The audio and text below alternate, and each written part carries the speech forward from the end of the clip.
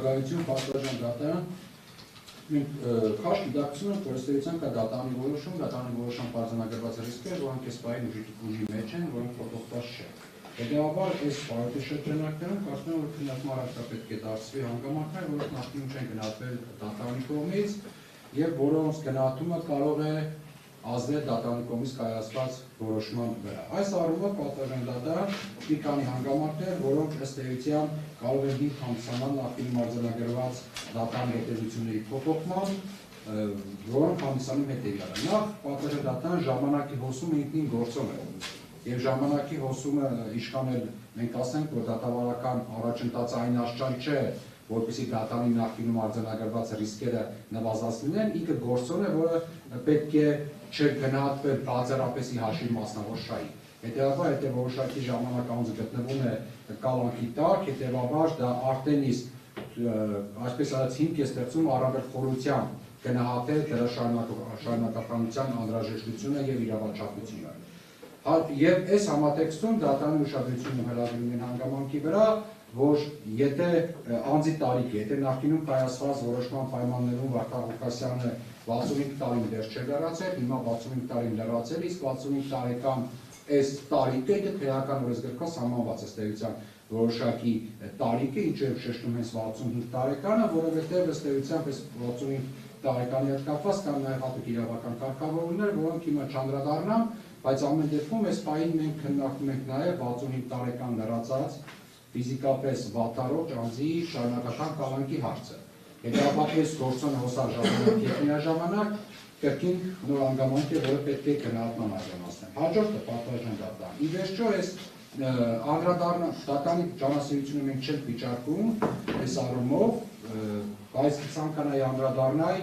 այն հայտարարությունը, որը կարող է ընկալվել որպես, որ դատականիցը չի կայացվել, օրինակ պաշտպանների բացակայության պատճառով, թույլ տվեք ուղղակի հիշեցնել, որ դատականիցը տեղի ունեցել 5-շաբթի օրը, երբ պաշտպանները ներկայացել են դատականիցին, ուղղակի դատանը որոշեց հաջորդ դատականիցը ներկայացնել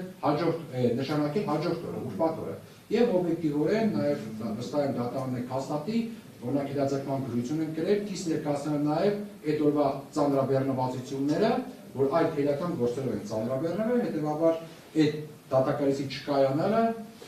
ինքը պաշտպանական կողմի որևէ իրավունքի ոչ չարաշահում է, որը մինչև չարամիտ դիտավորություն օբյեկտիվ իրականություն է եղել, իսկ մնացած բոլոր լիստերի պաշտպանական կողմը ներկայացել է, որոնք բավականին հաճախակի նշանակված լիստերին է նաև ներկայացել, միջանկյալ որոշված լիստերին է նաև ներկայացել, եւ այս առումով կարծում եմ, որ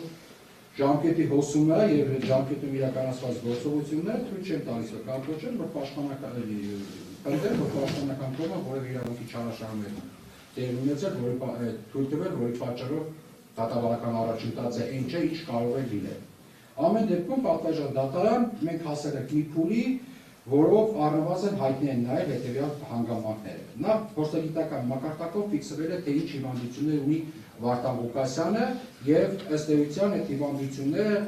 պարադիչ չէին կարծիքով բժիշկներ հասկանալու համար, որ դրանք բավականին լուրջ հիվանդություններ են եւ նաեւ այս հիվանդությունների լրջության պայմանավորված դատարանը լրացուցիչ փորձաքննություն նշանակեց, բարձրելու համար թե դրանց համակցությունը կարող է արդյոք հանգեցնել անձի ֆունկցիոնալ վիճակի խանգարման եւ հաջորդը արդյոք քրեակատարական հիմնարկի պայմանները թույլ են տալիս, որպեսզի այս հիվանդության անձիկ ստանան պատշաճ բուժում։ Այս հարցերի պատասխանները մենք չունենք, բայց դատարանի ուշադրությունն է հրավիրում հետևյալ հանգամանքների վրա։ Անձը քրեակատարական հիմնարկ է ընդունվել թեթևաշանի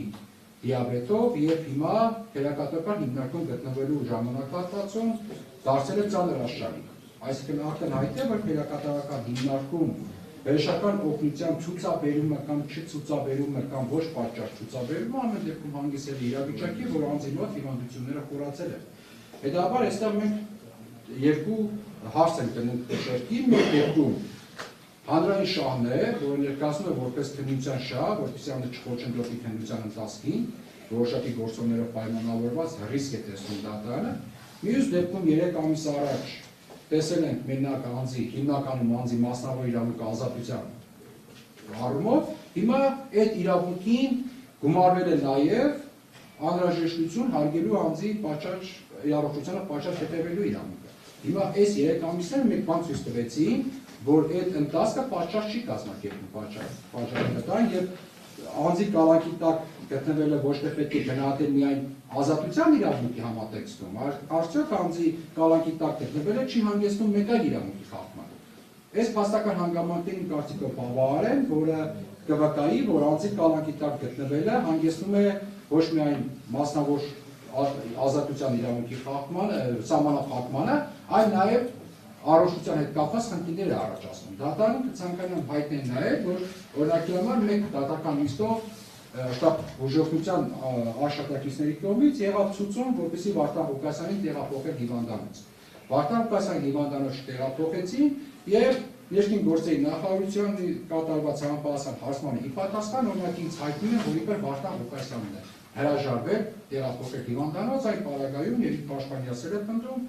որ նման բան չի եղել, ինքը երբևէ չի հրաժարվել հիվանդանոց տեղափոխվելուց, հետեւաբար այս գործելագործը առնվազն վտանգավոր է եւ այս վտանգները նույնպես կարծում եմ, որ ենթակա է գնահատման։ Դեռ ես ընդդացակարգը, որի մեջ հիմա, որի միջով հիմա ասում է Վարդան Ղուկասյանը, պետք է գնահատել բացառապես կոնվենցիա 5-րդ փոփոխի տիրույթում, թե պետք է գնահատել նաեւ կյանքի եւ առողջության հետ կապված խնդիրների տիրույթում։ Այս նշված հանգամանքները բարձրացնում են մասնավոր շահերին ավելի շատ ուշադրություն դարձնելու անհրաժեշտությունը, քան դարձվել էր 3 ամիս առաջ պատվաժան դատարանը։ Եվ այս առումով կարծում եմ, որ այս հանգամանքները հիմք են, որպեսզի դատարանը վերագնահատի նախկինում արձանագրված ռիսկերը, նաև այդ պատճառով։ Եթե մտավախությունը ազատության մեջ գտնվելու հետ է կապված, ապա կատնային կալանք, որը կարող է բոլոր սահմանափակումներով անձին կրկին կոնվենցիայի 5-րդ հոդվածի իմաստով պահել անազատության մեջ, բայց միևնույն ժամանակ անազատության կրման պայմանները առավել հումանիտար են, քան դերակատարական հիմնարկում։ Նախորդ անգամ պաշտպանության կողմը առաջարկել էր մինչև 5 միլիոն դրամ գրավ, հիմնականում առաջարկում է 20 միլիոն դրամ գրավ համակցության տնային կալանքի, եթե դատարանը գտնի, որ 20 միլիոնից ողջամիտ ավել գումար է անհրաժեշտ, պատրաստ է պարոն Ղուկասյանն նաև 20 միլիոնից ավել ողջամիտ ավել գումարը համակցության տնային կալանքի դիարը որպես գրավ։ Հետևաբար 5 միլիոն դրամ գրավը եւ 20 միլիոն որոշակի պլյուսով գումարը իրենք նույն զսպող մեխանիզմները չեն պատվաժան դատարան, սա է նոր հանգամանք, որը պետք կարծում եմ կրկին գնահատման ենթակա է եւ կրկին կարող է ազդել դատարանի որոշման վրա։ Այս պայմաններում մենք կարծում ենք, որ Կալանքի տակ գտնվելու ժամանակահատվածը անձի առողջական վիճակի շարունակական բարդարացում է եւ այն, որ փորձագետի եզրակացությամբ նշվել է, որ անձը ունի կոնկրետ հետազոտությունների կարիք եւ մինչ այս որևէ հետազոտություն չի իրականացվել, այն, որ անձը ունի շտաբօգնությունով հիվանդանոց տեղափոխվելու անհրաժեշտություն է եղել, չեն տեղափոխել եւ առաջարկվող գրավի չափի փոփոխություն նոր հանգամանքներ են,